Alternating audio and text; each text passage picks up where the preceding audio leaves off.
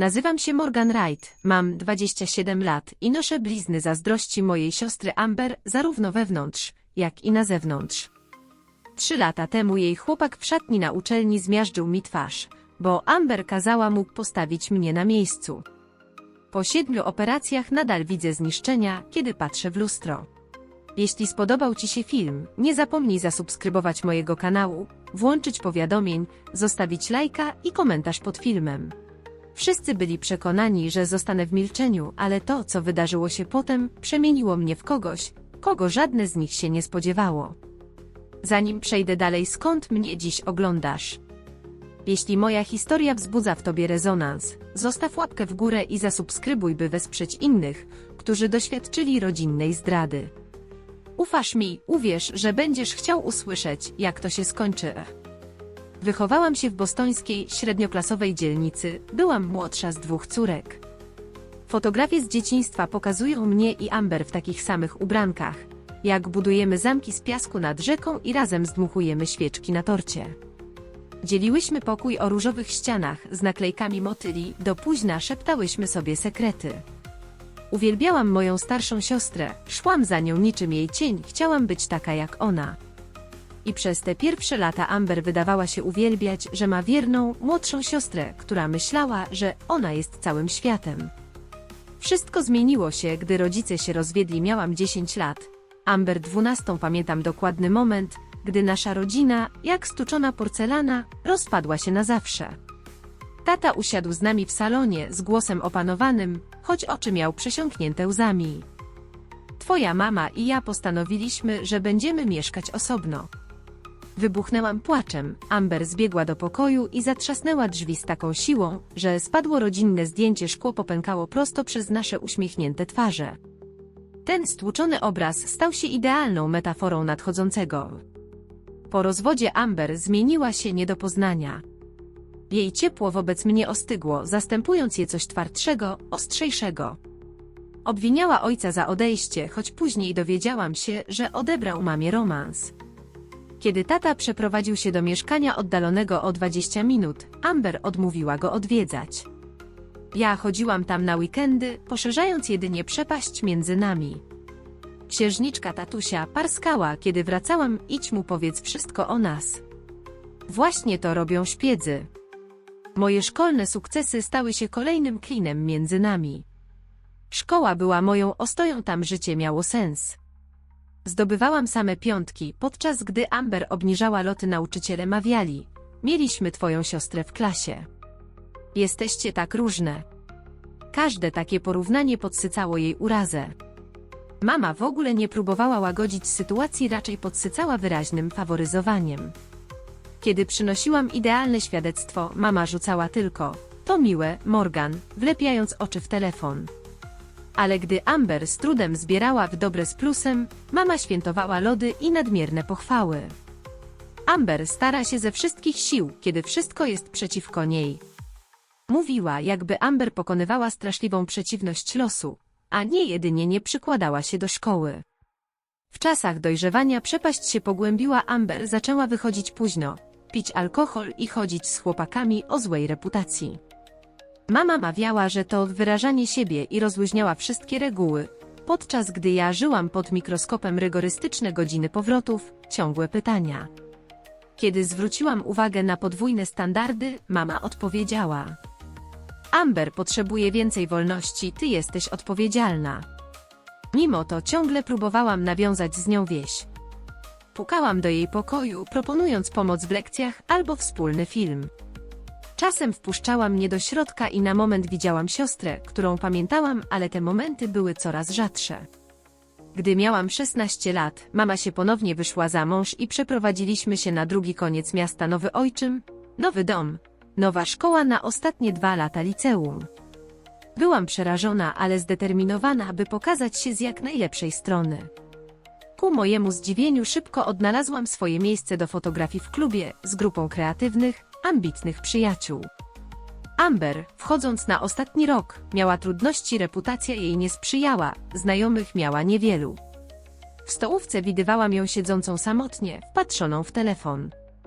Wbrew moim obawom, zaprosiłam ją do naszego stolika. To moja siostra Amber, powiedziałam dumna, wysuwając krzesło.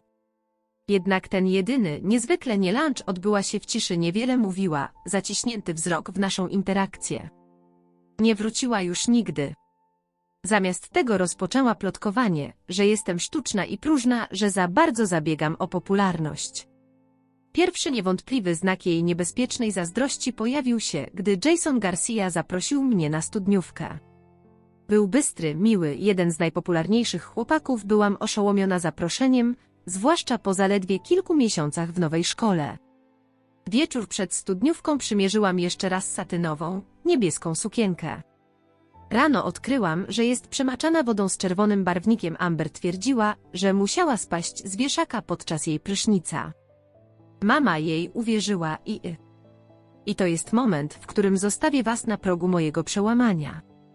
To, co wydarzyło się potem, jej zazdrość, moje cierpienie, zemsta i sens jest jeszcze nieskończone. Ale jeśli chcecie poznać finał tej historii, bądźcie ze mną. I wybiegła kupić mi w ostatniej chwili zastępstwo, 2 duże, czarne sukienki, które ciągle tej nocy poprawiałam, wprawiając je w ciszę, gdy Jason przyjechał po mnie. Gdy Amber otworzyła drzwi w obcisłej, czerwonej sukience, dokładnie w odcieniu, który teraz plamił moją pierwotną suknię na studniówkę, powiedziała: Morgan pojawi się za minutę. Zwróciła się do niego, dotykając go za ramię i śmiejąc się zbyt głośno na coś, co opowiedział. Stałam na szczycie schodów, obserwując, jak moja siostra uwodzi mojego chłopaka. Czułam, że coś we mnie pękło. To nie była zwykła rywalizacja rodzeństwa, to było coś mroczniejszego, zamierzonego. A nawet wtedy nie mogłam przewidzieć, jak daleko sięgnie jej zazdrość. Rok maturalny przyniósł listy przyjęciowe na studia i kolejny powód do złości dla Amber. Ona dostała się na Uniwersytet Stanowy ze średnimi ocenami, ja zaś otrzymałam pełne stypendium naukowe na ten sam uniwersytet. Mama opakowała to jako coś pozytywnego. Dziewczyny mogą na siebie nawzajem uważać, Amber pomoże ci odnaleźć się na kampusie, powiedziała, zupełnie ignorując kamienny wyraz twarzy Amber. Tato zabrał mnie na bok po tym ogłoszeniu. Naprawdę chcesz iść na tę samą uczelnię co siostra? Są inne uniwersytety, które zaoferowały ci stypendia. Powinnam była posłuchać, ale Uniwersytet Stanowy miał świetny program fotograficzny, a ja nie chciałam rezygnować z takiej szansy tylko po to, by unikać siostry. Naiwna, wierzyłam, że z dala od domu może uda się naprawić naszą relację, że college da nam nowy start. Będę w porządku, tato, zapewniałam go. Mamy różne kierunki, różne akademiki, kampus jest ogromny. Latem przed rozpoczęciem studiów Amber prawie ze mną nie rozmawiała. Już skończyła pierwszy rok i wróciła do domu z arogancją typową dla akademickiego wyższeństwa, mimo że jej średnia GPA wynosiła zaledwie 2,3. Gdy już do mnie przemawiała, to tylko ostrzegała. Pamiętaj, profesorowie na uczelni nie będą cię traktować jak w liceum, powtarzała przy kolacji. Większość pierwszoroczniaków nie wytrzymuje presji. W dzień wprowadzenia na kampus zamieszkałam z ekscytacją i pewną obawą. Amber dała jasno do zrozumienia, że nie zamierza mi pomagać przy orientacji ani przedstawiać ludzi. Biegacie w różnych kręgach, to powiedziała zimno. Nie kompromituj mnie, zachowując się, jakbyśmy były przyjaciółkami. Mimo jej prób izolacji, rozkwitłam. Pokój dzieliłam z Rachel, natychmiast znalazłyśmy wspólny język. Łączyła nas pasja do fotografii i filmów Indie. Dołączyłam do uniwersyteckiej gazety jako fotografka, natychmiast zdobywając uznanie za moje prace. Profesorowie, w szczególności profesor Larsen, szef Wydziału Sztuk Wizualnych, byli pełni uznania i zachęcali mnie. Społecznie także świetnie się układało, miałam znajomych, zapraszano mnie na imprezy i do grup naukowych. Jednak wystarczył miesiąc, by Amber dostrzegła mój rozwijający się krąg towarzyski. Widuję ją czasem, jak spogląda na mnie z drugiego końca dziedzińca lub stołówki, jej twarz bez wyrazu. Wtedy zaczęły się plotki. Dziewczyna z zajęć angielskiego przyciągnęła mnie po wykładzie. Słyszałam, że śpisz z profesorem Wilsonem, żeby dostać lepsze oceny. To prawda? Byłam zdumiona i zaprzeczałam stanowczo. Profesor Wilson miał 65 lat i był szczęśliwie żonaty z inną pracowniczką uczelni. Oskarżenie było absurdalne, ale rumor narastał, mutował. Wkrótce dowiedziałam się, że śpię z kilkoma profesorami, w tym z profesorem Larsonem, który jedynie mnie wspierał. Wiedziałam, że to Amber stoi za tym, when Rachel podsłuchała ją na imprezie. Amber dramatycznie opowiadała grupie. Moja biedna siostra desperacko przesypia się z kadrą, żeby dostać oceny. Plotki opadły, ale reputacja została zszargana z naprawą, zajęło się miesiące. Wtedy Amber zaczęła spotykać się z Tylerem Johnsonem, on był starszym studentem, umięśnionym, o wiecznie skwaszonej minie. Grał w rugby i zasłynął bójkami w barze i skrajną zazdrością. Pierwszy raz spotkaliśmy się w kampusowej kawiarni, gdzie się uczyłam. Amber dostrzegła mnie i przyciągnęła Tylera do mojego stolika. Morgan, to mój chłopak, przedstawiła. Tyler, powiedziała, wplatając rękę w jego, to moja młodsza siostra, o której ci mówiłam. Tyler przyjrzał mi się zimnym niebieskim wzrokiem. Amber mówi, że próbujesz jej odbierać przyjaciół. Bez powitania, bez kurtuazji. Utrzymałam kontakt wzrokowy mimo dyskomfortu. To nieprawda i odpowiedziałam spokojnie. Mam własnych znajomych, trzymaj z dala, rzucił, ciągnąc Amber z powrotem. W kolejnych miesiącach zauważyłam niepokojące zachowania w ich związku. Tyler ciągle sprawdzał Amber telefon, narzucał jej, co ma na sobie i izolował ją od koleżanek. Gdy na rzadkim spotkaniu mówiłam o tym, Amber wybuchła. Po prostu jesteś zazdrosna, bo Tyler to prawdziwy mężczyzna, nie jak ci klerykalni przegrywy z Wydziału Sztuk Pięknych, z którymi się zadajesz. On mnie chroni przed ludźmi, którzy chcą mi zaszkodzić, takimi jak ty. Jej słowa przeszyły mnie zimnem, w jej wypaczonym świecie stałam się wrogiem, a ona znalazła egzekutora. Sabotaż nasilił się od plotek do działań. Moje zadania fotograficzne znikały z drukarni, ktoś logował się na moje konto i wycofywał mnie z zajęć tuż przed terminem rezygnacji. Małe rzeczy, ale systematycznie utrudniające, zawsze trudne do udowodnienia. A potem przyszła wystawa na kampusie. Profesor Larsen wybrał 3 osoby do zaprezentowania prac w uniwersyteckiej galerii, rzadki zaszczyt dla mniej zaawansowanych studentek. Byłam w 7. niebie, gdy mój cykl zdjęć i miejska izolacja został zaakceptowany. Tygodniami przygotowywałam się druk, oprawa najlepszych ujęć. Na otwarcie wystawy mieli przyjść wykładowcy, studenci i lokalni dziennikarze sztuki. W weekend przed wystawą odwiedzili nas rodzice. Tato zaproponował rodzinną kolację, licząc na spokojny wieczór. Restauracja była pełna, a rozmowa początkowo zdawkowa, aż mama zapytała o nasze zajęcia. Morgan ma ekscytujące wieści, powiedział dumnie tato. Opowiedź o wystawie, skarbie. Zanim zdążyłam spojrzeć na siostrę, Amber wtrąciła się. Oczywiście, że ma. Morgan zawsze musi krzyczeć, zobaczcie na mnie. To nie fair, ozwał się tato. Twoja siostra ciężko pracowała na tę okazję, Amber. Amber parsknęła goryczą. Mruga do profesora Larsona i nagle jest artystką. Reszta z nas musi naprawdę na to zapracować. Mama w końcu wkroczyła. To okropne oskarżenie. W porządku, ucięłam cicho, choć w sercu wszystko kipiało. Wystawa otwiera się w piątek o 19:00. Zapraszam was wszystkich, dodałam. Ja mam plany z Tylerem. Amber wtedy wybuchła. Kolacja rozpadła się na kawałki, a siostra wybiegła z restauracji, wyzywając coś, co zostało w pół słowa. A mama podążała za tatą, a ja wróciłem na mój akademik w niezręcznej ciszy. Martwię się o ciebie, powiedział w końcu. Amber wydaje się niestabilna. Zawsze była zazdrosna, tato, odpowiedziałem spokojnie. On jednak zachwiał głową. Czuję, że to coś innego. Intensywniejsze. Obiecaj mi, że będziesz ostrożny. Obiecałem. Lecz dopiero po 2 dniach zrozumiałem, przed czym naprawdę ostrzegał. Wróciłem do akademika po zajęciach i zastałem zapisaną szparę w drzwiach. W środku moje zestawy fotograficzne były porozrzucane po podłodze, obiektyw analogowego aparatu roztrzaskany, karty pamięci połamanie w pół, dokładnie wywołane zdjęcia na wystawę podarte na strzępy. Rachel znalazła mnie w tym chaosie, kompletnie sparaliżowanego, nie potrafiłem nawet płakać. Musimy to zgłosić, nalegała, już wybierając numer do ochrony kampusu.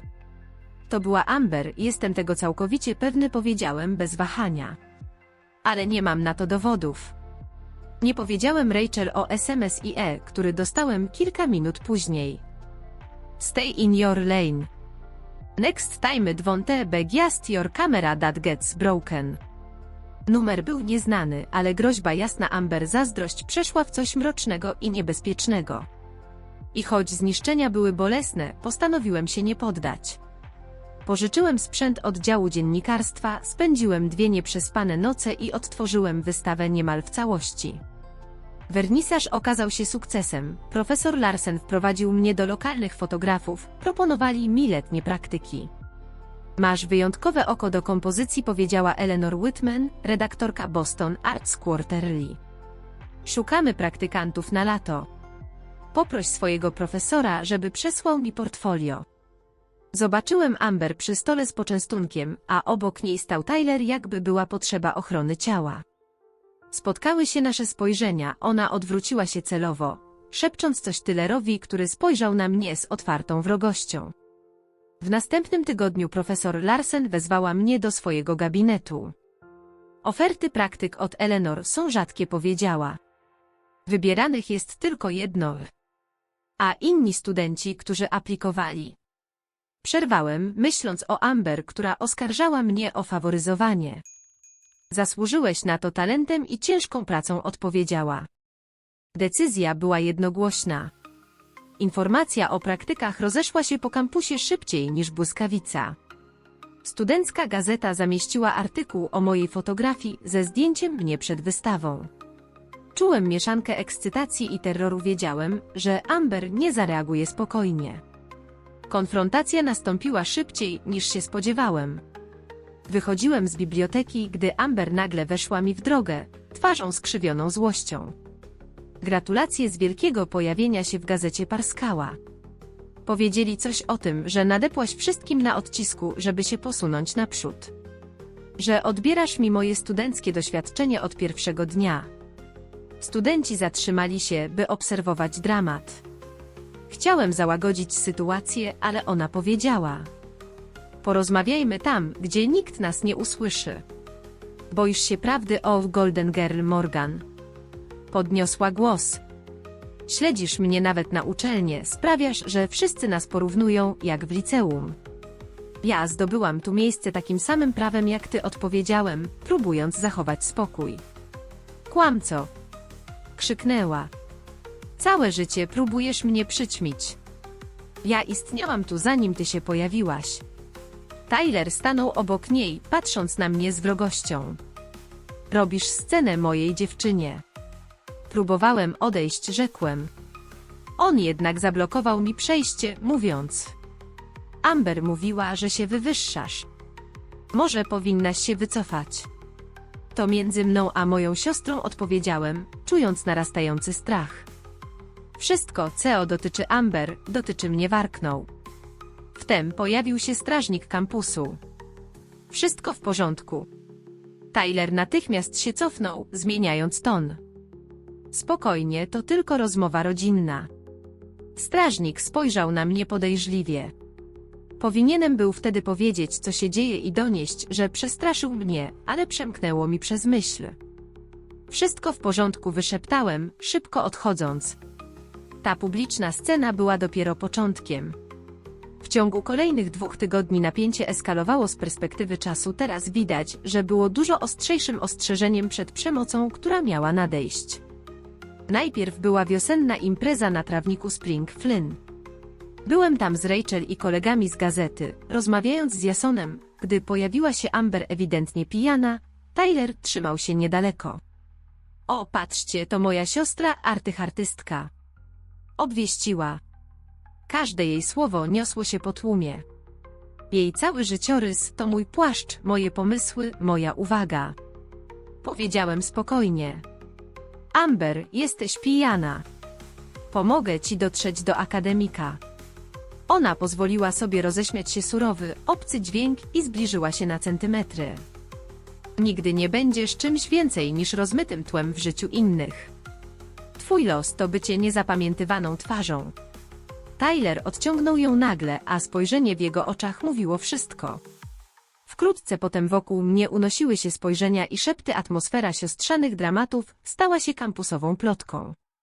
Potem przyszły anonimowe wiadomości. Watch your back. Stay away from the arts building. Accidents happen to stack up. Blokowałem numery, lecz zawsze pojawiały się nowe.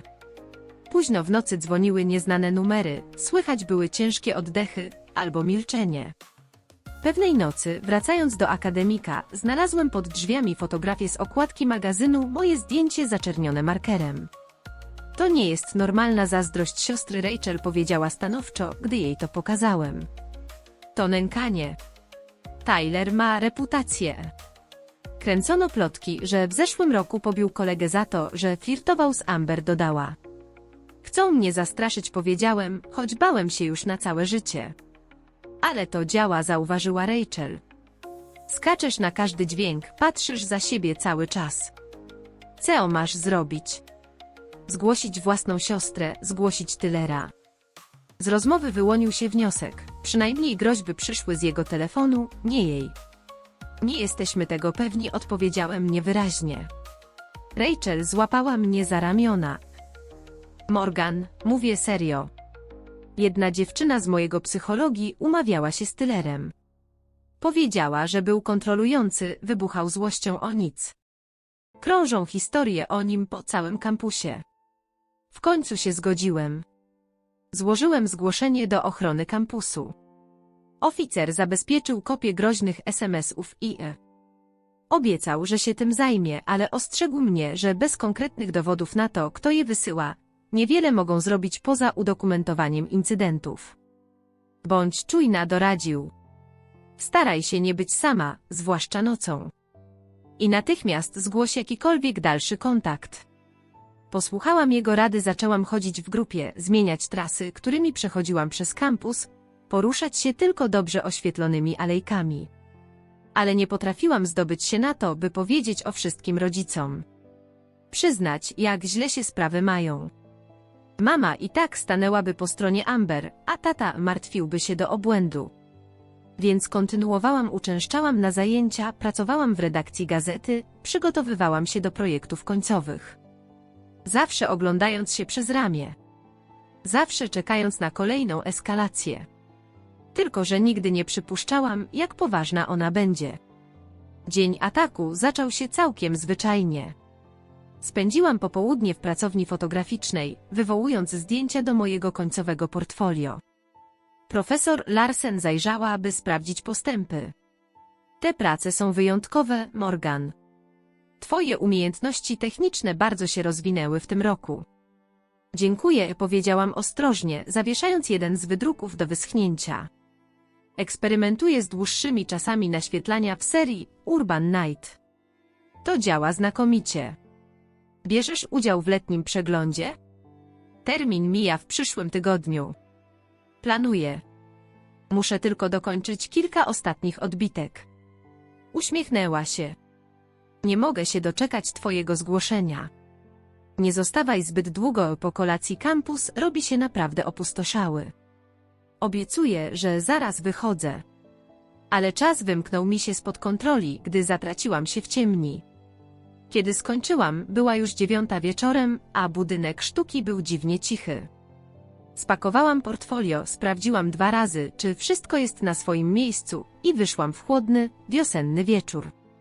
Kampus nie był całkowicie opustoszały, ale zdecydowanie cichszy niż w ciągu dnia. Latarnie oświetlały główne ścieżki, ale między budynkami rozciągały się długie cienie. Szłam szybko, portfolio w jednej ręce, telefon w drugiej.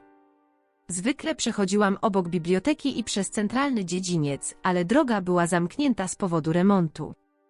Alternatywą było dłuższe obejście wokół kompleksu sportowego albo skrót przez jego wnętrze. Chciałam jak najszybciej wrócić do akademika, więc wybrałam skrót. Budynek sportowy był jeszcze otwarty. Kilku studentów korzystało z późnych godzin na ćwiczenia. Skinęłam głową recepcjonistce i ruszyłam w stronę tylnego wyjścia, które prowadziło niedaleko mojego akademika. Żeby się tam dostać, musiałam minąć szatnię. Gdy zbliżałam się do damskiej szatni, przypomniałam sobie, że mam w plecaku strój na WF z początku tygodnia. Zamiast nosić go z powrotem do pokoju, postanowiłam szybko wrzucić go do swojej przypisanej szafki. Szatnia wydawała się pusta, gdy weszłam.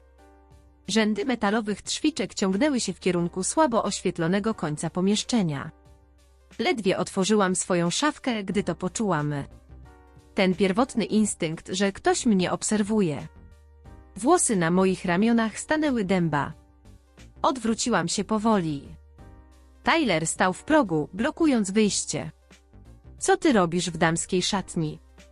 Zapytałam, próbując mówić pewnym głosem, choć strach już zdradzał mnie w tonie. Uśmiechnął się złośliwie, wszedł całkowicie do środka i pozwolił, by drzwi zamknęły się za nim z głuchym stuknięciem. Śmieszna rzecz z tymi budynkami po godzinach, powiedział. Zabezpieczenia są dość luźne. Nikt nie sprawdza, kto gdzie wchodzi. Mocniej ścisnęłam telefon, próbując dyskretnie nacisnąć przycisk alarmowy, by tego nie zauważył. Czego chcesz, Tyler? Amber twierdzi, że trzeba cię czegoś nauczyć, odparł, podchodząc bliżej. Jego sylwetka wydawała się wypełniać wąski korytarz między szafkami. Twierdzi, że nie znasz swojego miejsca. Że musisz zrozumieć, że są konsekwencje za upokarzanie jej. To sprawa między mną a Amber, powiedziałam, cofając się, aż poczułam metal szafek za plecami. Ty nie musisz się w to mieszać. Zaśmiał się zimny, metaliczny dźwięk odbił się echem od blachy. Widzisz, tu się mylisz. Amber należy do mnie. Każdy, kto ją krzywdzi, kto ją obraża, ma do czynienia ze mną. Nigdy nie skrzywdziłam Amber. Zaprotestowałam. Jest moją siostrą. Siostry nie kradną sobie okazji. Siostry nie próbują się nawzajem przyćmić. Amber świetnie sobie radziła, dopóki ty się nie pojawiłaś. Był już o krok ode mnie. Jego twarz wykrzywiała nienawiść tak przerażająca, że nijak nie pasowała do czegokolwiek, co mogłam zrobić. Tyler, zastanów się, co robisz. To napaść. Zostaniesz wydalony. Aresztowany. Tylko jeśli ktoś udowodni, że to ja odpowiedział. Uśmiech zniknął z jego twarzy. Amber jasno powiedziała, co ma się stać. Twoja ładna buzia to twój znak rozpoznawczy, prawda? Fotografka, którą wszyscy zauważają. Zobaczymy, ile uwagi będziesz przyciągać po dzisiejszej nocy. Rzuciłam się w bok, próbując przemknąć obok niego do drzwi, ale przewidział ten ruch. Jego ręka wystrzeliła i chwyciła mnie za ramię z siłą, która od razu zostawiła siniak. Obrócił mnie brutalnie. Moje portfolio upadło, a odbitki rozsypały się po podłodze. Proszę, wyszeptałam z trudem. Tyler, nie rób tego. Amber przesyła pozdrowienia, powiedział. A potem wszystko rozmyło się w brutalnym zamęcie. Popchnął mnie twarzą w kierunku rzędów luster nad umywalkami. Uniosłam ramiona odruchowo, próbując zamortyzować uderzenie, ale mimo to moja głowa z hukiem uderzyła o szkło. Ból eksplodował na moim policzku. Zanim zdążyłam się pozbierać, złapał mnie za włosy, odchylił głowę do tyłu i... Nagle uderzył moją twarz bezpośrednio w lustro. Dźwięk rozbijającego się szkła był przerażająco realny, doskonale czułem, jak moje kości oczodołu ustępują z hukiem, a z nosa trysnęła krew. W jednej chwili straciłem widzenie w lewym oku, ciemność otuliła mi pole widzenia, a ból był całkowicie oślepiający, ogarniał mnie bezlitośnie. Cofnął się, by znów zaatakować, lecz w ostatniej chwili tchnienie instynktu przetrwania obudziło we mnie sprzeczny refleks. Z całych sił rzuciłem się do tyłu łokciem, celując w jego żebra. Zadrżał i puścił. Udało mi się skręcić z jego chwytu. Z zataczającym wzrokiem ruszyłem w stronę szafek, krew spływała mi strumieniami po twarzy, desperacko szukałem ucieczki. Ty suką! Warknął, odzyskując równowagę. Jeszcze się z tobą rozliczę. Dostrzegłem przy drzwiach alarm pożarowy, tuż obok pryszniców. Tyler, bo przecież to on je ruszył naprzód, a ja, choć oszołomiony, wykrztusiłem z siebie ostatki sił i z całej mocy pociągnąłem dźwignię. Moje ręce, śliskie od śliny i krwi, z trudem trzymały to metalowe ramię. Gdy tylko alarm rozbłysnął, cała łazienka zatrzęsła się od przeciągłego, przerażającego huknięcia. Tyler zatrzymał się na sekundę, wykonał ruch w stronę drzwi, jakby zawahał się. To jeszcze nie koniec, wycedził przez zaciśnięte zęby, po czym rzucił mi ostatni cios na lewą stronę twarzy i wybiegł. Upadłem na podłogę. Pokój zaczął wirować, wokół mnie unosił się metaliczny smak krwi, a alarm dudnił w uszach. Ciemność zaczęła wypełniać moje pole widzenia. Ostatnią myślą przed utratą przytomności było przerażenie. Czy ktokolwiek mnie znajdzie, zanim Tyler wróci, by dokończyć, co zaczął. Obudziłem się w ostrym świetle jarzeniówek ze słyszalnym, monotonnym pikaniem monitorów. Gdy poczułem ruch organizmu, pielęgniarka spostrzegła to natychmiast. Jesteś z powrotem. Mówiła cicho, ale zdecydowanie. Nie próbuj się ruszać. Jesteś w szpitalu, właśnie zakończono operację.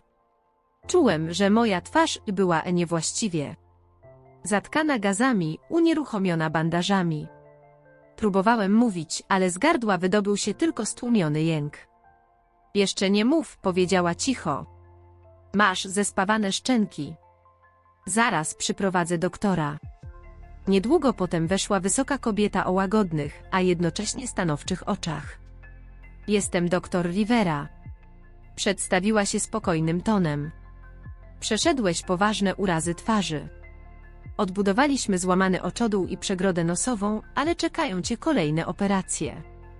Wyliczyła moje obrażenia niemal klinicznie, liczne złamania oczodołu, nos, roztrzaskana kość jarzmowa, złamana szczęka, rozległe rany wymagające ponad 60 szwów, a nawet odwarstwienie siatkówki w lewym oku. Lista była przytłaczająca. Policja kampusowa czeka na rozmowę. Dodała. Dasz radę odpowiedzieć na kilka pytań? Kiwnąłem głową. Nawet ten gest sprawiał ból.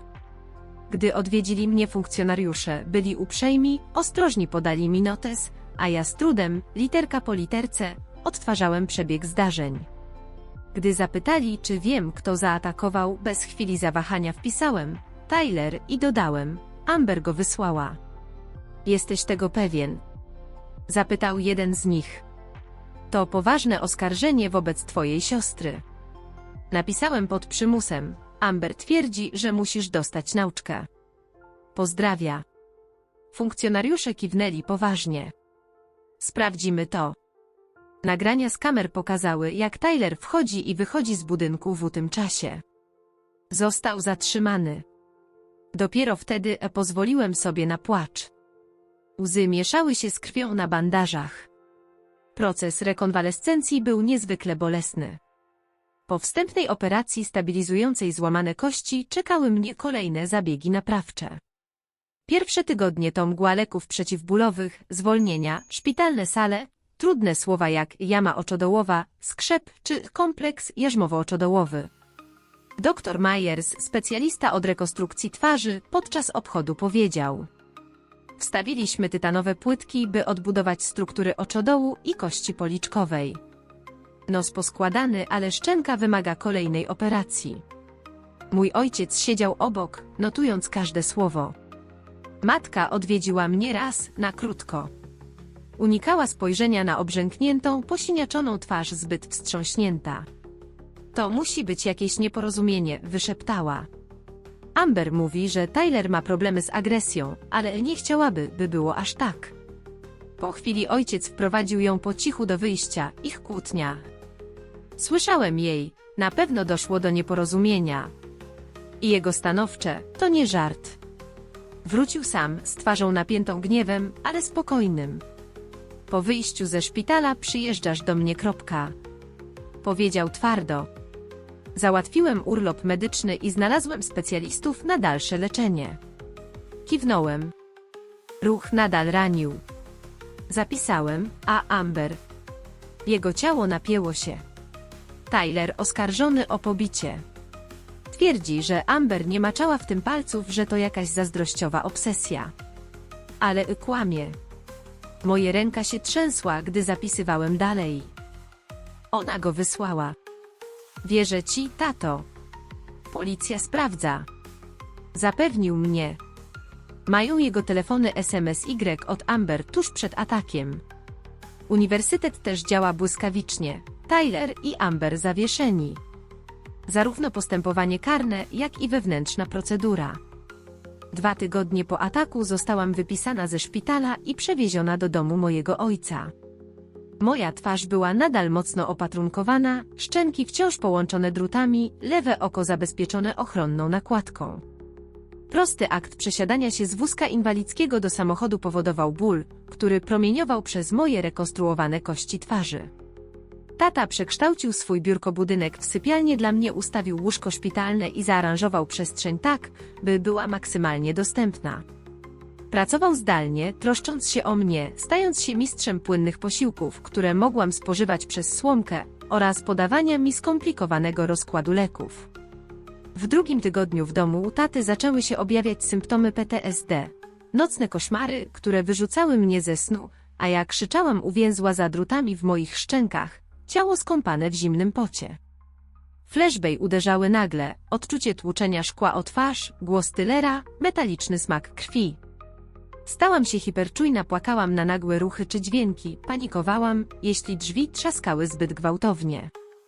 Musimy zająć się zarówno traumą psychiczną, jak i fizyczną, powiedział tata, gdy znalazł mnie skuloną w kącie pokoju.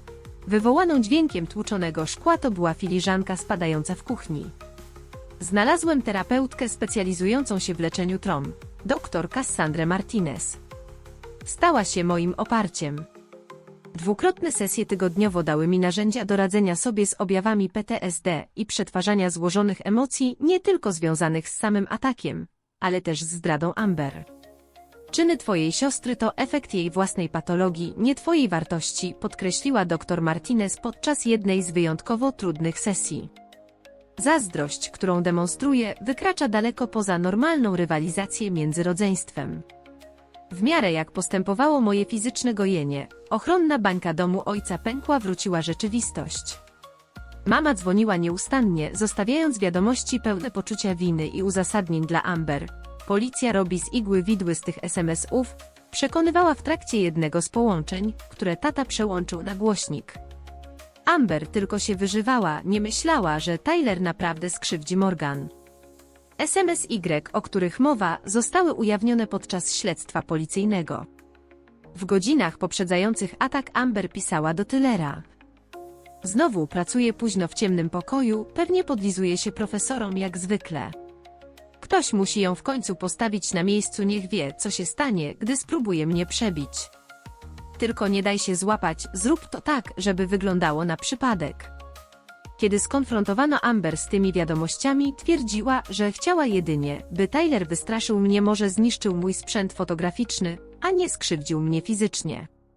Tyler twierdził, że źle zrozumiał jej intencje i sam postanowił bronić jej honoru na swój własny sposób.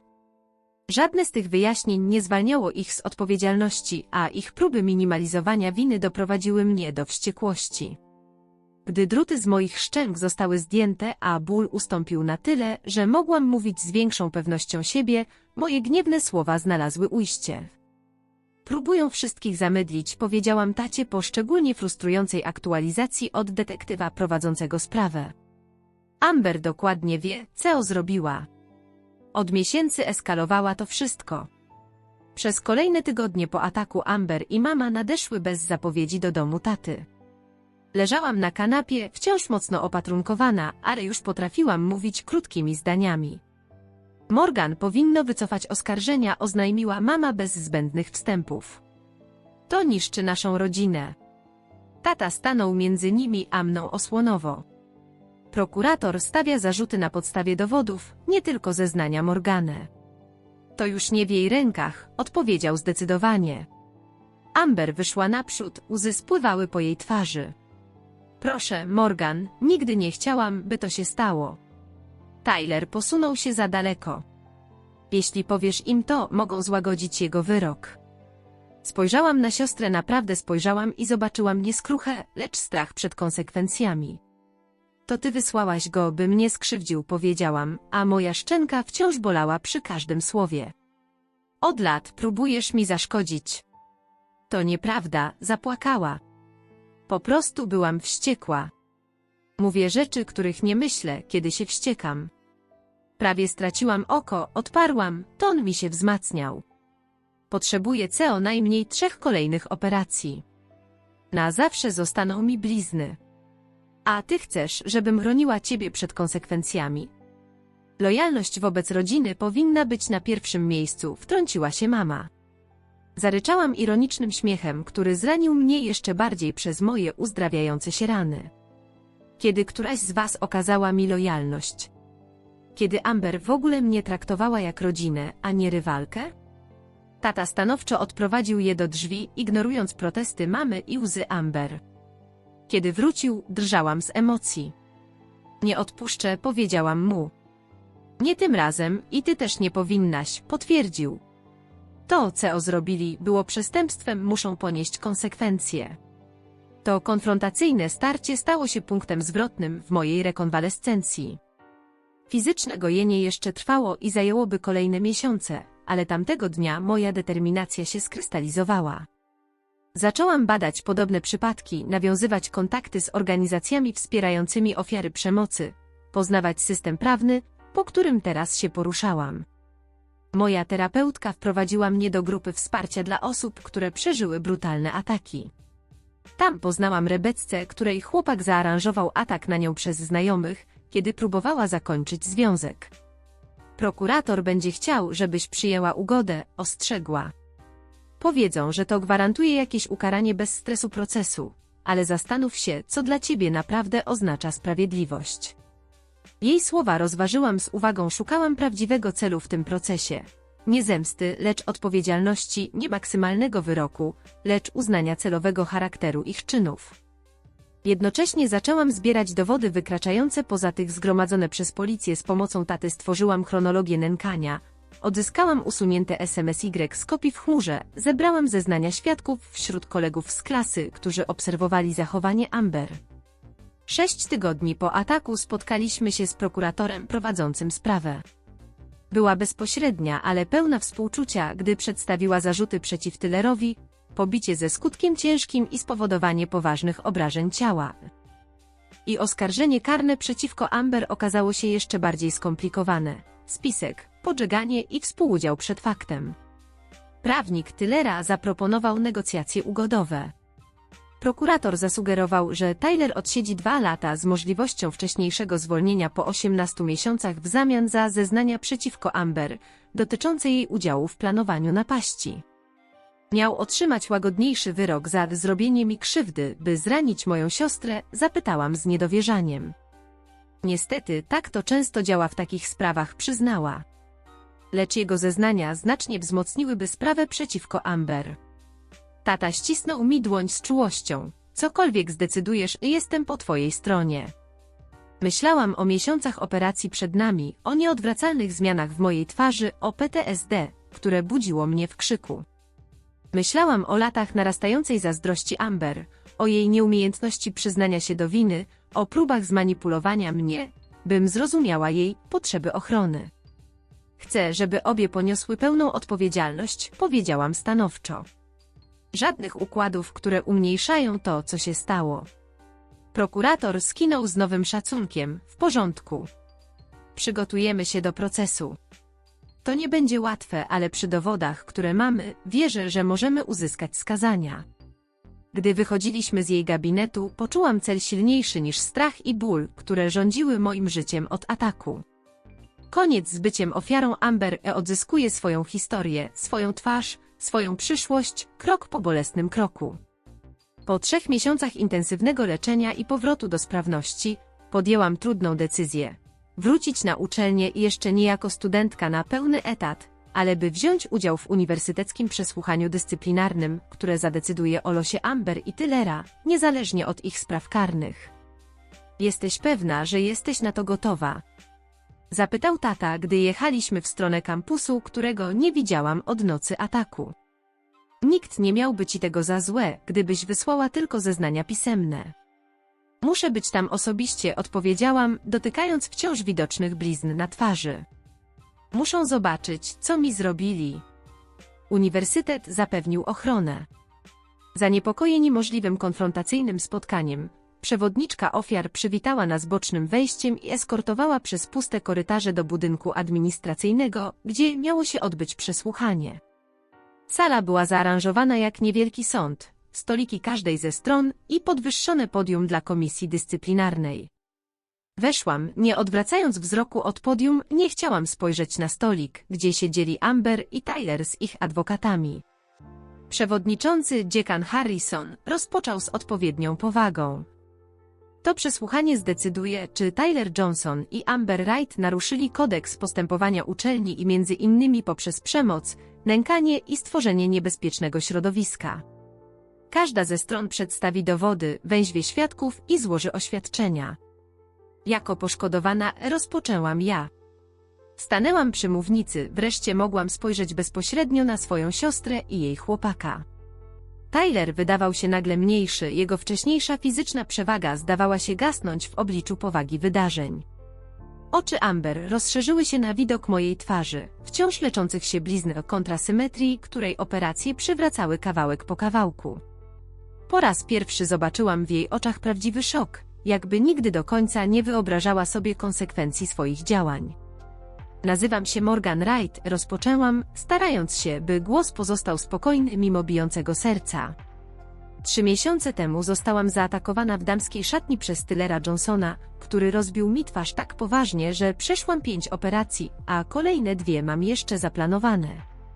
Tyler powiedział mi wprost, że moja siostra Amber Wright wysłała go tam, by mnie ustawić i dać mi lekcję. Przedstawiłam szczegółowy opis napaści i bez dramatyzmu, ale z chirurgiczną precyzją. Ten kliniczny przekaz działał silniej niż każde emocjonalne wzniosłości. Kontynuowałam, opisując miesiące eskalacji prześladowań, które do niej doprowadziły. To nie był odosobniony akt przemocy, to kulminacja systematycznej kampanii zastraszania, sabotażu i gruźb. Amber stale podżegała Tylera przeciwko mnie, przedstawiając mnie jako zagrożenie dla waszej relacji i kogoś, z kim należało się rozprawić. Rada uczelni przedstawiła odzyskane wiadomości tekstowe, relacje świadków, którzy widzieli te nękania, oraz nagrania z monitoringu, pokazujące Tylera wchodzącego i wychodzącego z budynku sportowego w czasie napaści. Kiedy przyszedł czas na stronę obrony, od razu ujawniła strategię. Adwokat Tylera przedstawił go jako oddanego chłopaka, który źle zinterpretował wybuchy emocji Amber jako żądanie działania. Prawnik Amber zobrazował ją jako równie skrzywdzoną, zmanipulowaną przez przemoc swojego chłopaka. Twierdzili, że pani Wright nigdy jawnie nie pytała Johnsona, by mnie skrzywdził, to tylko emocjonalne wyładowanie między siostrami. Cóż, ta teoria byłaby bardziej przekonująca, gdyby nie dziesiątki tekstów o moim planie dnia, miejscu napaści i potwierdzeniu już po wszystkim, że go załatwił. Rada uczelni odpowiedziała. Tyson Johnson stanął na mównicy i wypowiedział przygotowane wcześniej przeprosiny, tłumacząc, że zrobił to z błędnie pojmowanej miłości do Amber. Nigdy nie chciałem wyrządzić tak poważnej krzywdy, chciałem tylko ją przestraszyć, chronić Amber przed moim przyćmiewaniem jej. Amber stanęła naprzeciw i posunęła się dalej w swoim dystansowaniu się od odpowiedzialności. Morgan zawsze była zazdrosna o mnie, łzy spływały po jej policzkach. Śledziła mnie na studiach, rywalizowała, przeinaczała wszystko, by wmówić rodzicom i wykładowcom, że to ja jestem problemem. Tyler tylko próbował mnie obronić. Jej bezczelne kłamstwo uderzyło mnie niemal fizycznie. Tata zacisnął dłoń pod stołem, bym się nie rozpadła. Potrzebowałam przedstawić jeden ostatni dowód, rada studencka o to poprosiła, bez moją zgodą. Włączyliśmy nagranie. Głos Tylera wypełnił salę. Amber chce fotograficznych dowodów, że to zrobione nie twojej twarzy, tylko krwi. Chcę potwierdzenia, że ją załatwiłem. I mój głos słaby, przestraszony. Proszę, nie rób tego. Amber jest moją siostrą, już nie siostrą. Siostry nie kradną od siebie nawzajem. A potem odgłosy walki, szkło tłuczone w niszczonym lustrze i mój krzyk. Sala zamarła. Nawet przedstawicielka obrony Amber wyglądała na zszokowaną. Skąd to się wzięło? Zapytał dziekan Harrison.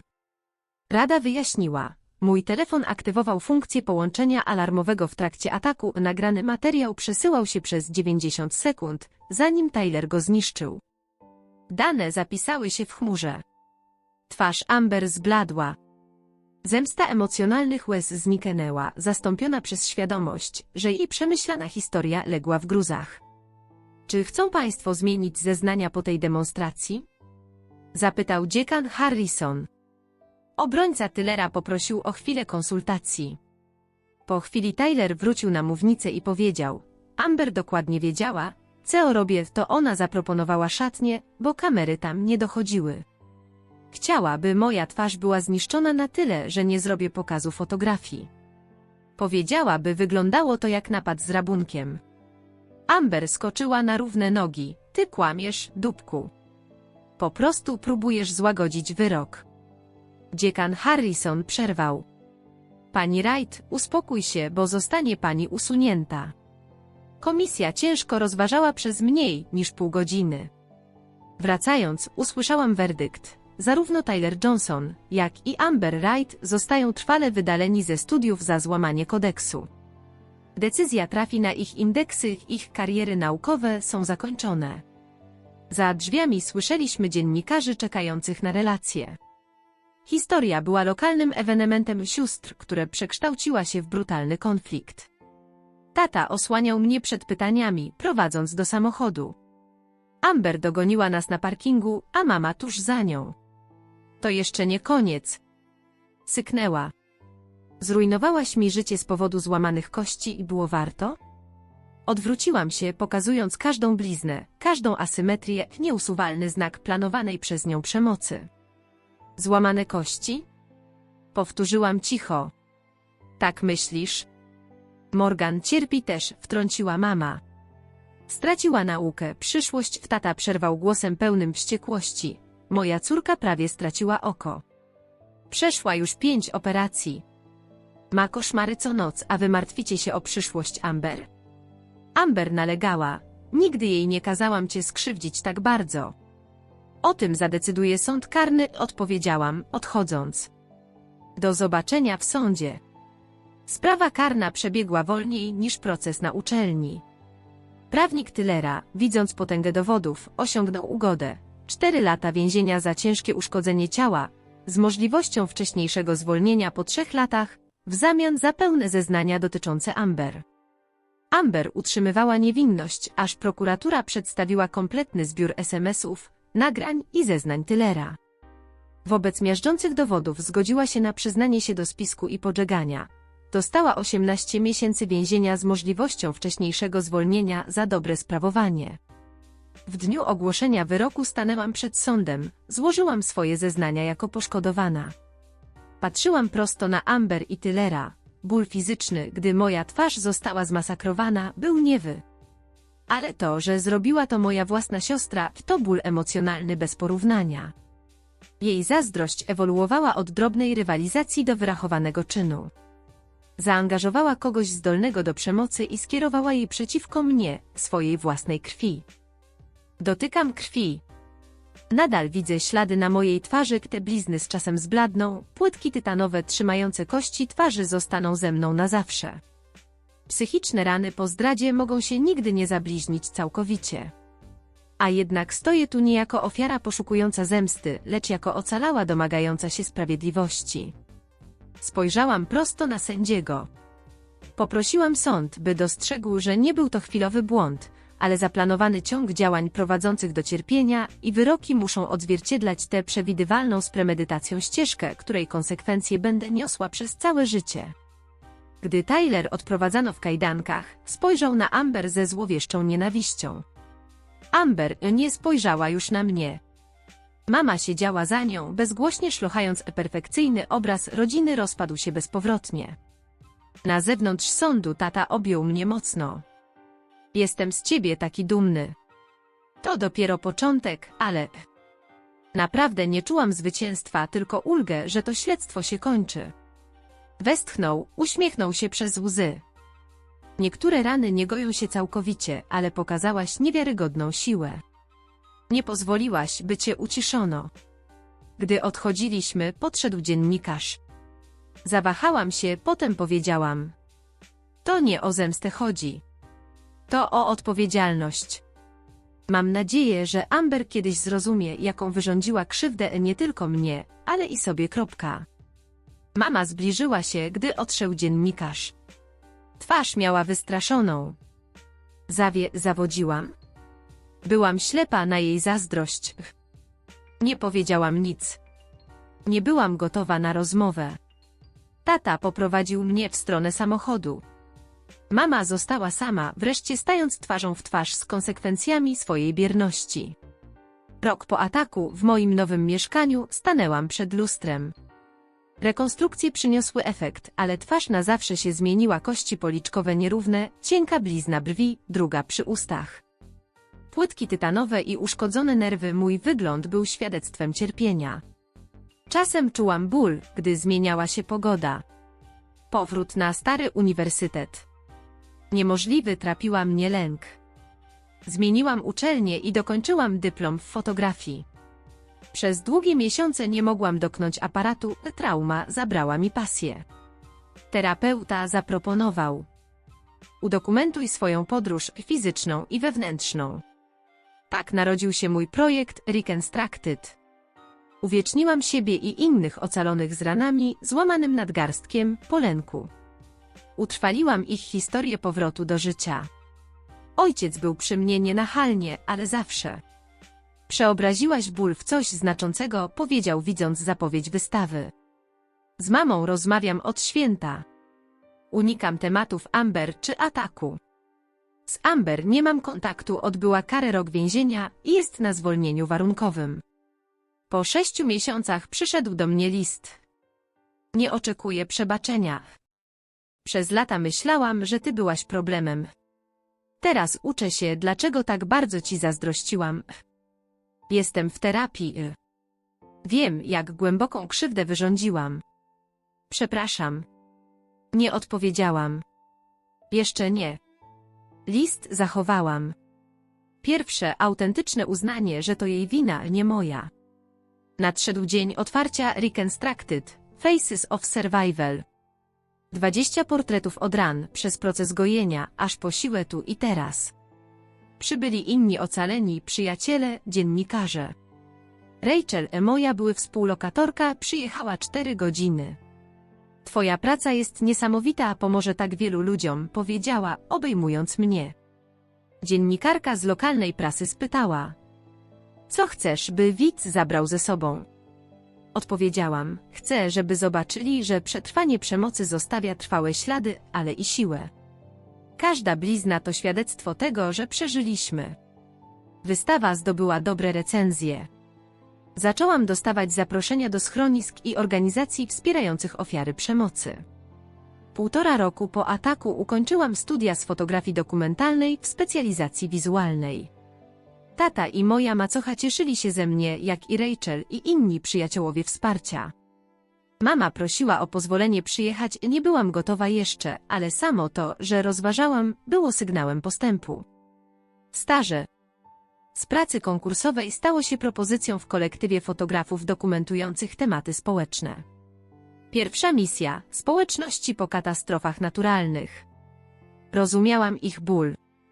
Znalazłam list Amber i odłożyłam go do pudełka pamiątek. Przebaczenie nie jest dniem i decyzją, ale procesem. Wolnością, że zazdrość i zdrada już nie sterują moim życiem.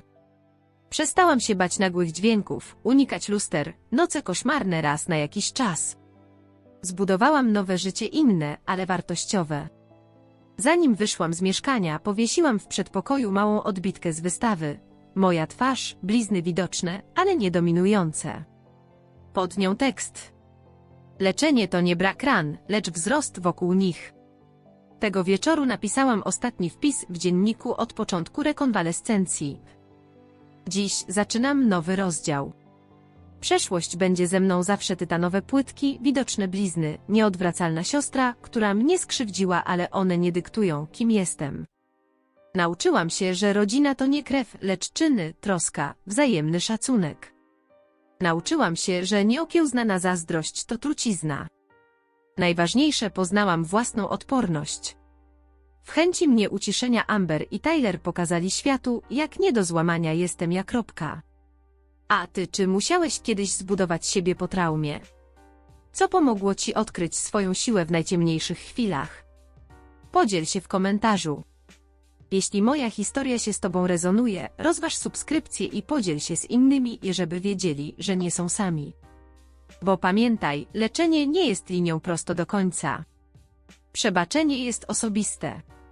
Twoje rany nie definiują cię, definiuje cię to, co z nimi zrobisz. Dziękuję, że dotarłeś do końca mojej opowieści. Życzę ci siły w twojej